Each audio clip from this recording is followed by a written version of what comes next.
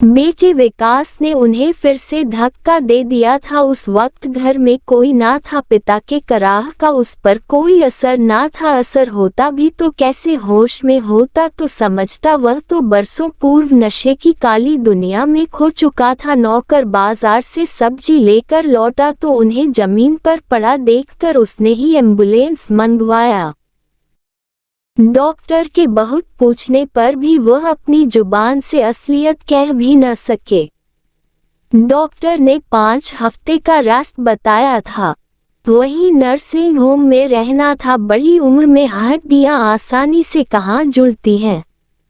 अपने ही पुत्र के कृत्य पर उनकी आंखें नम थी और दिल भरा भरा सा था। दोपहर हुई तो स्कूल से बच्चों को लेकर लौटती बहू सास को पार्लर से लेती हुई घर आई, तब उसे इस दुर्घटना का पता लगा। इस बीच द्वारिका प्रसाद जी ने त्वरित गति से काम किया। वकील को नर्सिंग होम बुला लिया और अपनी समस्त संपत्ति बहू के नाम कर दी। ये सिर्फ एक वसीयत नहीं बल्कि एक ससुर का पश्चाताप था। एक पढ़ी लिखी लड़की को अपने नालायक बेटे से विवाह कराने के उपरांत उनकी आत्मा उन्हें धिक्कारती रही थी, जिसके कारण वह इस नतीजे पर पहुंचे थे। इस बात का पता लगते ही धर्मपत्नी आशा जी आग बबूला हो उठी। मेरे जीते जी इस सारी संपत्ति का मालिकाना हक बहू को देने का मतलब? हम बूढ़े और कमजोर हो गए हैं। विकास हमसे सारी संपत्ति जब्त कर बर्बाद कर देगा। बहू के नाम पर कर दिया कम से कम पोते पोतियों की पढ़ाई लिखाई सही तरह से चलेगी। वैसे भी अकेलेपन में वो अक्सर यही सोचा करते थे। बस उसी योजना को अंजाम दिया। आए दिन अपने ही बेटे के हाथों अपमानित होने वाले माता पिता और कर भी क्या सकते हैं। पश्चाताप स्वरूप ही उन्होंने अपने समस्त संपत्ति का अधिकारी पुत्र वधू को बनाया। जानते थे कि पुत्र मोह में उनके हाथों बड़ा अपराध हुआ। आज नहीं तो कल सुधर जाएगा, यही गुनते रहे और वक्त हाथ से फिसलता गया। मगर ये सब इतना जरूरी था। मुझ पर भरोसा करते तो मैं अपने हाथों करवा देती।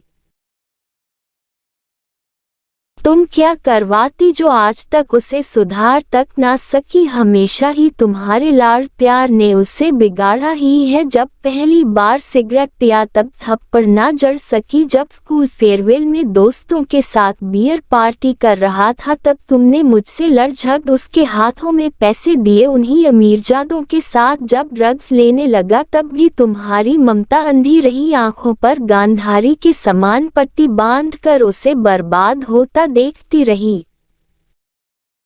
मन खिन था तो सारी भड़ास निकाल रहे थे। अब कुछ भी मन में नहीं रखना चाहते थे। बेटे की गलत परवरिश के लिए पत्नी को दोषी मानते थे।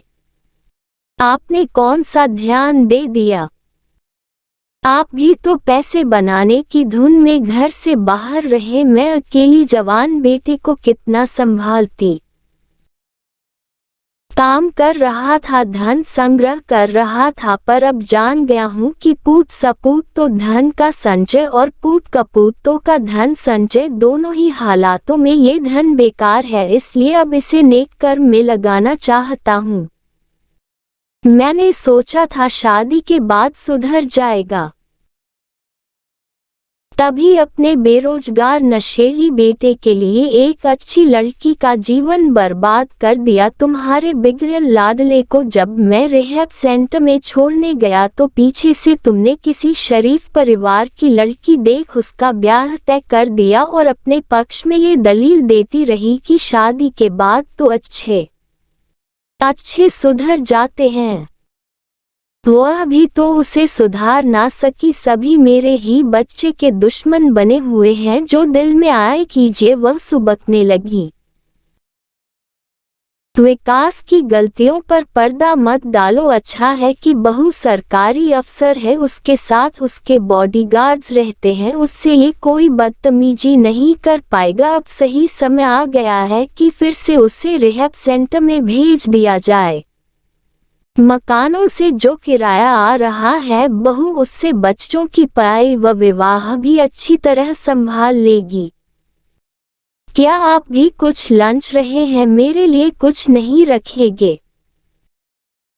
थोड़ी शर्म करो। आशा एक लड़की क्या क्या ख्वाब लेकर ससुराल आती है और हमने क्षिप्रा को क्या दिया, एक ड्रग्स के नशे में डूबा इंसान। मेरी पेंशन तुम्हारे खाने पहनने व पार्लर के लिए काफी होगा। अब तुम्हारी यही सजा है कि तुम बहू को संपत्ति का एकाधिकार दे दो। क्रोध से आशाजी तिलमिला उठी और तड़ाक, ये क्या! उन्होंने बहू पर हाथ उठा दिया। सभी सन रह गए। एक बारगी बहू को भी विश्वास नहीं हुआ कि ये हाथ उस पर उठे थे। बिन अपराध अपमान सहा था, पलट कर कुछ बोल सकती थी मगर ये उसके संस्कार नहीं थे। चुपचाप कमरे से निकल सरकारी आवास पर जाने के लिए सामान पैक करने लगी। जब तक सब उसे रोकने का प्रयास करते उसने घर छोड़ दिया था। आशा जी ने सपने में भी ना सोचा था कि गलत सही ढंग से जमा राशि इस तरह उनके हाथ से निकल जाएगी। हार कर क्षिप्रा से अपने किए की माफी मांगी और उसे बहू नहीं बल्कि बेटी बनाकर घर वापस ले आई। उनका नालायक बेटा भी कुछ राह पर आ गया। अब पैसों के लिए पिता को परेशान करना छोड़ दिया था, क्योंकि वह जान चुका था कि जो भी है वह उसकी पत्नी का है, वही चाहे तो देगी या नहीं देगी, और पत्नी से उलझने का साहस न था। ऐसे भी इस तरह के बच्चे माँ बाप के प्रेम का ही तो फायदा उठाते हैं। गृह कलह को विराम मिला तो सास ससुर भी कुछ सुरक्षित महसूस करने लगे थे।